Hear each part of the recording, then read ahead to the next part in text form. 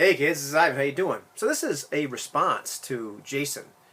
Asked them questions about skills in Ubiquity, and particularly pertaining to the game that I just ran on my birthday. Of Hollow Earth Expedition, and asking some clarifying questions and some really good questions. I think the discussion went in a great direction. Eloy chimed in with a response. Louis, who did not play in the game but who has played quite a bit of Ubiquity games, chimed in with some good stuff as well. So I wanted to do this and do it from the perspective of the game master that night, but also just talk about using skills in Ubiquity in general, what I've learned about it. And I was going to put this internally, but I figured, well, maybe I'll just see if I make a YouTube video and just put it out there for the general audience as well, so to speak. So, you're along for the ride. But anyhow, part of what happens in Ubiquity is that there are these zero-level skills that sometimes, and I'd forgotten when we first started setting up the characters and everything like that, I'd forgotten that the expansion books that kind of complete the Hollow Earth Expedition core, if you will, introduce zero-level skills that are appropriate to that genre. I think generally they say there's 5 of them, although the GM can change what those are that all the characters have. And these are things like, athletics and brawl, and I think it's empathy and drive and maybe stealth. Things that people in 1936, a lot of people would be able to do. And a zero-level skill in Ubiquity removes the -2 die penalty from not having the skill at all. It doesn't make you super skilled at it, but it reduces that penalty. So in a lot of cases, you go from rolling no dice when you try to do something to rolling at least 2, whatever your ability score might be. Anyhow. I'd forgotten, so we kind of inserted those at the end, or of character creation, right before the game, practically. But those are a really important thing to look at, is in general and they have to be genre appropriate and sometimes character appropriate. Sometimes if I even quip to like one of them, if you want to make this academic character that maybe didn't spend all this time doing these other things like like being athletic and brawling and whatnot, give me some other zero-level skills that you think might be appropriate for this guy. Anyhow, that's just one tangent. But investment in skills and talents and resources in a Ubiquity-based game, these represent what is the character known for? Doesn't mean that they can't do these other things they don't have any points in. What are they really known for? What are they really good at? Having points in these skills, having resources, having talents, which is another discussion. Anthony's made some great videos about those. You go watch the whole Ubiquity series. I think I actually encourage you to do that if you're going to play Ubiquity. Investing points in these skills means that the character is able to solve their problems by using those skills. They're able to get what they want by using those skills. Those are kind of their go-to way of managing life, of handling the situations. They're just better at that than they are at other things. Doesn't mean that they're completely incompetent in these other basic skills. It just means it's not necessarily how they're really good at getting what they want, getting what they need, getting out of a jam, solving their problems. The zero-level skills, they give you more than just a passing familiarity with some of these things, like stealth and empathy and brawling and things that people might have been doing in 1936. Doesn't necessarily mean that you've solved all your problems with them. It just means that you've done these things a little bit more often. Now, there was a great, wonderful example about using skills in Ubiquity. That happened in the game. And so what happens is Jason's character, Triple B, Betty Buford Barnes, she has literally no social skills. I mean, her skills are animal handling, I think it's firearms and survival and medicine. She is the person you want out there in the woods with you. And that's her whole shtick. That's her whole thing. She is a jungle guide. She is a wilderness survival person. And she's a straight shooter. I kept on getting that impression, this girl from Oklahoma. She's not necessarily somebody that's used to conning people, because she's a straight shooter. At least that was the impression I got. And certainly, you look at her character sheet, this gives you that impression as well. One of the things I do, and I'll return to this, is when I try to do this with every game, and I think I made a video about this. In Ubiquity, I try to have the people tell me what your skills are. What are your ranks in these skills? Because that way I can look at that and kind of have the snapshot of what this character is like. You have to remind me sometimes, often, because I'm old and I forget, and a lot of times I'm in the middle of something. I'm so caught up in the game that I forget to consult all these things. But it gives me an idea, and I'll talk about that a little bit more. So Betty and Quentin and Cole, played by Eloy and Jose respectively, they sneak off to the airport to check out this dirigible, this Zeppelin that the Nazis have there. And they know the Nazis might be rivals for this expedition. So they're trying to figure out, well, geez, can we disable this? Can we do anything to prevent them from doing stuff? So they're there trying to be stealthy. They're trying to see, like, how many people, how many guards are there, how many people are up there in the Zeppelin, all this sort of stuff. At some point, I say, you know what, it's time to roll a stealth roll. Now, Quentin makes it. Quentin has put a lot of, invested a lot of points in skills. The other two, in stealth, rather. The other two have not. They've been spotted. One of the Germans comes over and questions them, wants to know who they are.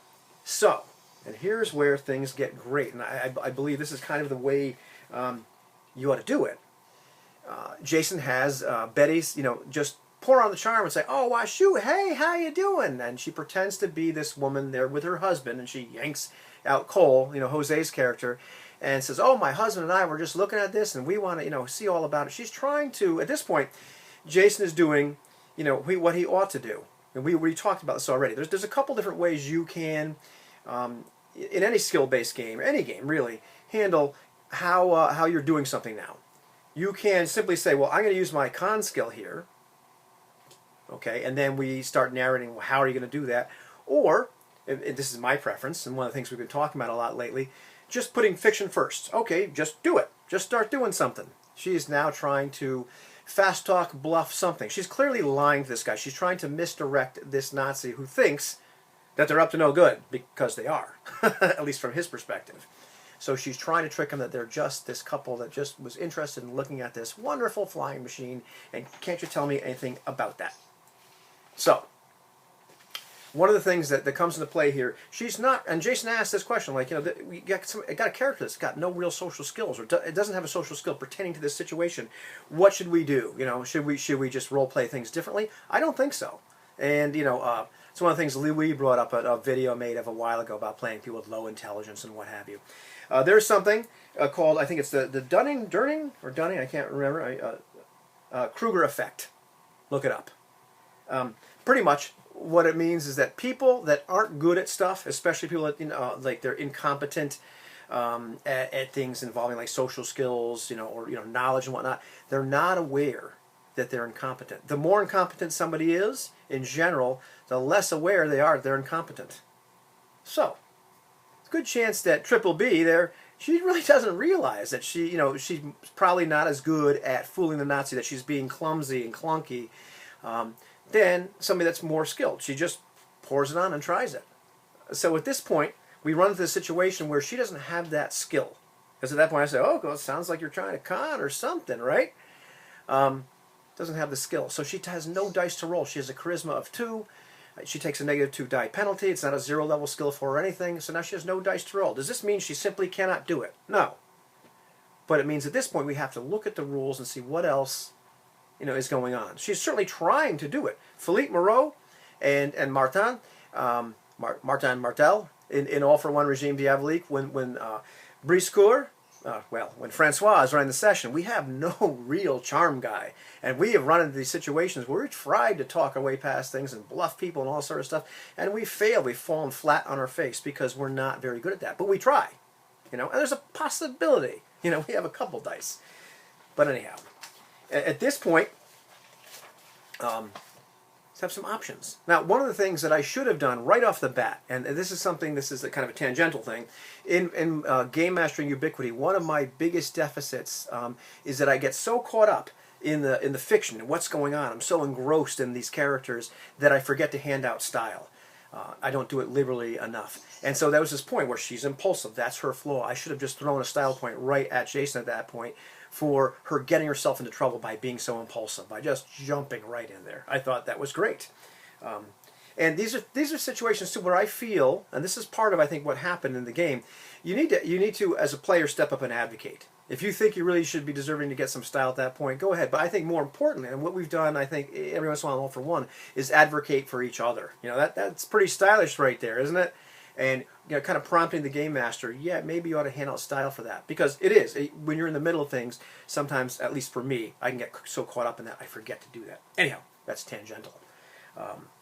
But let's get back to that. At this point, Jason has declared, or what he's done is he started an action. He's trying to. Really what he did was he started to talk, have Betty talk. and misdirecting this Nazi. So at this point, um, his action conveyed a skill, conveyed an idea of what kind of skills might be appropriate here, and also conveyed his intention. I want to fool this Nazi. It's clear that he's coming over there to figure out what we're up to. I don't want that to happen. I want to misdirect him. So it's giving me these kind of clues. At this point, if there's any kind of confusion, and I think sometimes that, in lots of games we can run into this, if there's any kind of confusion about what skill you're trying to use or what your intentions are, I believe it's okay. This is not a jerk player move to stop play or just talk, converse with the game master and clarify. Hey, my intention is this. I know you're thinking that I'm trying to do this over here, but my intention, is whatever.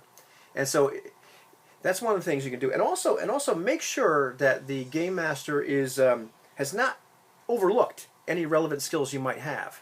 We had other situations in the game where I believe Jason, had a long shot skill. Could have made a shot at this Zeppelin, and a couple times, I may have forgotten. I don't think so. I think in that particular case, it was more of either the other players or the other characters said, "Hey, don't do that." And there was another case where my non-player character said, "Hey, don't do that." Didn't mean I, as a GM, was saying, "No, don't do that," or I'd forgotten that long shot skill. But there are plenty of situations when I have this GM cheat sheet in my hand. Even that I have it in my hand, I will forget. And so, as a player, I think it's good. It's not a jerk move to say, "Hey, by the way, do you remember I have this? Do you remember I have this skill and that?" That's what I'm going for here. Anyhow, so here we are. We're engaging the mechanics at this point in this Ubiquity game. So, now, what happened in that role? How did I adjudicate that, and what was really going on behind the scenes? Because I think part of that. Part of our discussion was that was a little bit opaque. So, what happened? The guard, in this case, he had a willpower of 2, which meant she was probably going to roll against his willpower. He's got 4 dice. She could have rolled against his perception. Once again, he had a perception of 4, so his average was 2. In Ubiquity, the game master never has to roll dice if they don't want to. And in many cases, what happens is you look at the skill that this non-player character has, this ability, be it willpower or be it perception at this point. Which one I wanted to have the guard use really is kind of irrelevant. But I can simply take the average and say, okay, this guard gets 2 successes. At this point, and this is what happened, this is now the target number that you have to beat. I think I made a mistake. I think I just said, go ahead, 2 successes is good enough. I think it's a call at that point because it is an opposed roll, and you could have made a case for them needing 2 successes to simply equal the guard's roll or average, or having to exceed it. I think you could kind of adjudicate that either way. I decided just 2. 2 is good. If you get 2 successes, you have fooled this guard. But Betty has no dice to roll. So what do they do? 2 things happen. Jason had some style points. He had 3 style points laying around. He said, "I'm going to use style." So now give by 1 die for each style point. And what style represent is your character's mojo, them pushing themselves over and above what they can normally do. And so Betty's really trying as hard as she can to be conning, to fast talk, to bluff at this point. And so that's what that represents. And what I did not do a good enough job of doing the other night was asking Jason to really kind of explain how you're doing that. In hindsight, looking at how he narrated Triple B going out there and saying, "Well, howdy," and all this stuff. He was kind of already doing that, But it's an important thing when you're using style to narrate that, to enforce or encourage narration of how exactly are you doing that? How are you pushing yourselves over and above that?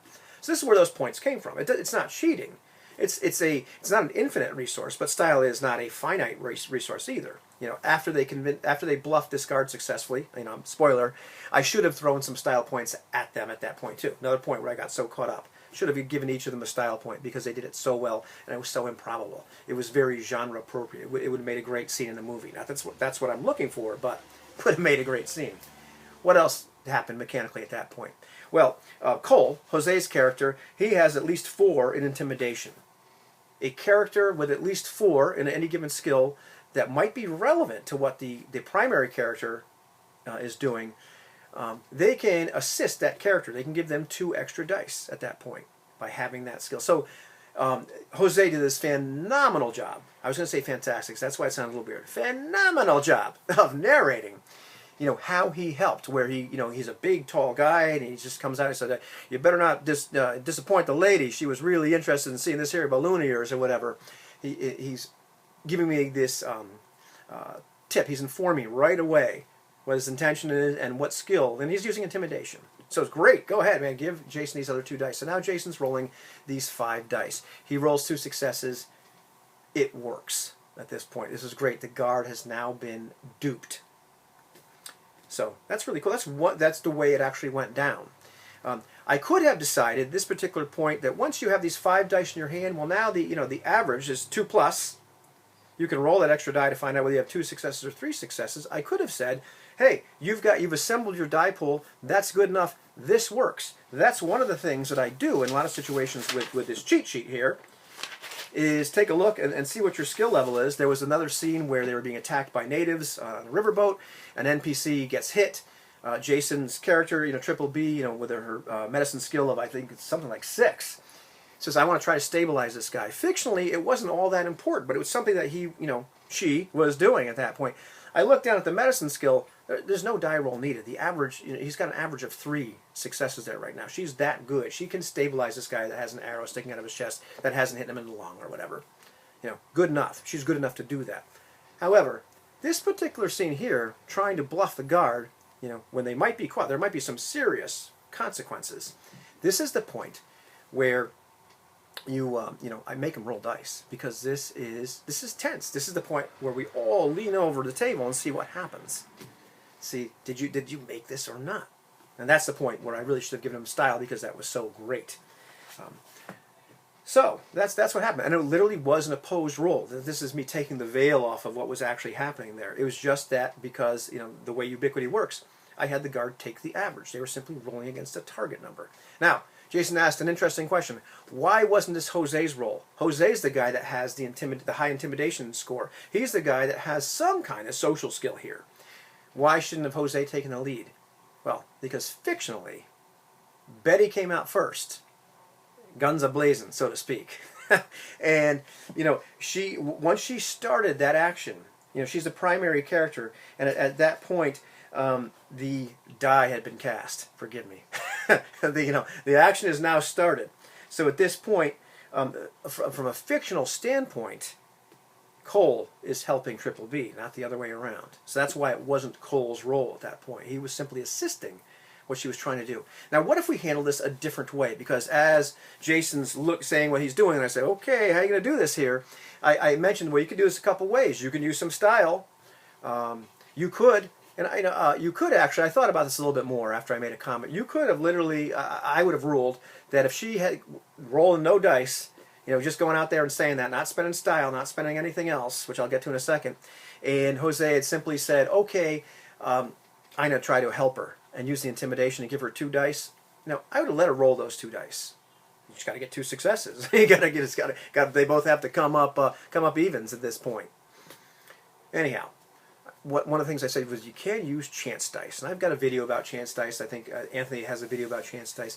This is a mechanic in Ubiquity. It's another thing. It's not cheating. It's not disregarding the fact that you've chosen to spend your skill points elsewhere, and you're not somehow disenfranchising some guy that's just chosen to spend his points in things like con and whatnot. You're not taking anything away from him. This is a Hail Mary pass. This is something that's really important, as Anthony pointed out to us recently. You have to narrate as a Hail Mary pass. This is simply just chance. And the way chance dice work is every 2 chance dice you take, which you get them for free, except now your difficulty is going up by 1. Mathematically, this makes things very, very hard. The target number was 2. It makes you can only have 10 extra dice added to any roll. And that's adding up any chance dice, any bonuses, any kind of assistance dice, whatever. The more the better. Mathematically it works out. I have a video talking about that. So Jason could have taken these 10 chance dice, or say maybe with Cole helping Triple B with 2 dice, he could have taken 8 and rolled a bunch of chance dice. How should he have narrated that at that point?